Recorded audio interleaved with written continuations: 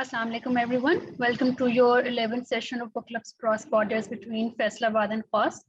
The book that we are discussing today is Empires of the Indus, written by Alice Albania. This book is basically a travel log of the route which Alice Albania took from of Indus River from Karachi till its beginning in the Ladakh region of India. So without further ado, I would like my colleague Eamon to give a summary on the book. So Eamon, over to you. I'm going to give a little summary of Empires of the Indus. This is actually a very interesting story because it is the story of the river Indus itself.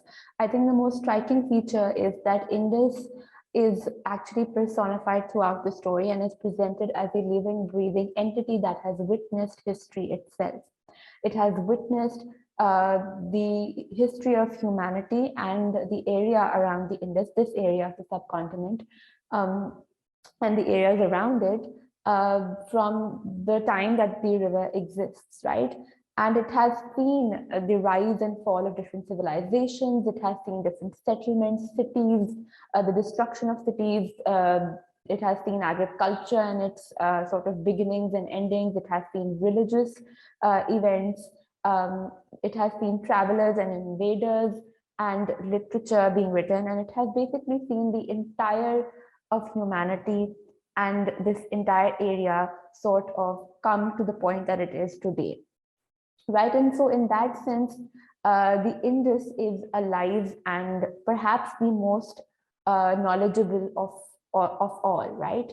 So the story is set around and revolving around the author who kind of travels upstream from the area of Karachi, where the river is ending and flowing into the river into the Arabian Sea, and from that area of Thatta, I think, she travels upstream towards Tibet, which is the birthplace of the Indus, and throughout this area, she crosses several countries that the Indus does, and she follows the timelines in which the Indus has experienced and seen history, right?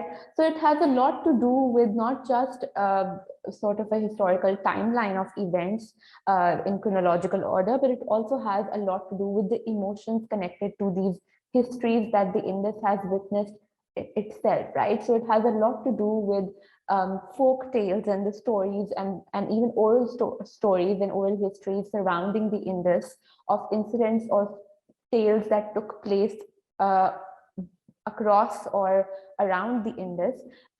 It carries emotions that are connected to places around the Indus. For example, the tomb of Jhulelal, who is described as the god of water, and therefore folk tales feature a lot in the story. Zinda Pir's shrine, again, something, a slight episode in the entire story that sort of engages your emotions, right?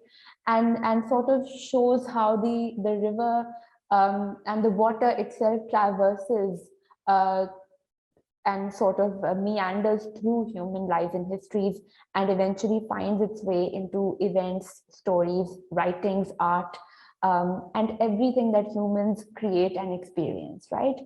Another very striking feature of the story was how the Indus is depicted differently with different qualities at various points in the story, right? At some point it is called Samandar, sort of depicting its might and its largeness and its sort of grandness, you would say, and power even.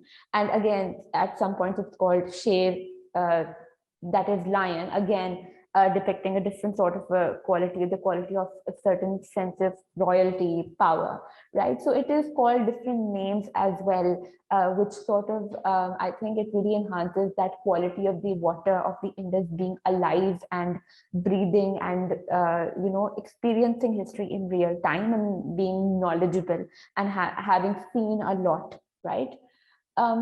I think another very, so yes, it sort of then kind of draws in stories of Sufism, Sufi saints, intercultural and interfaith practices as well, and how cultural fusions have taken place across or around the river. Religious fusions have taken place where Hindus, Sikhs, and Muslim practices have kind of joined together, and river cults are also mentioned.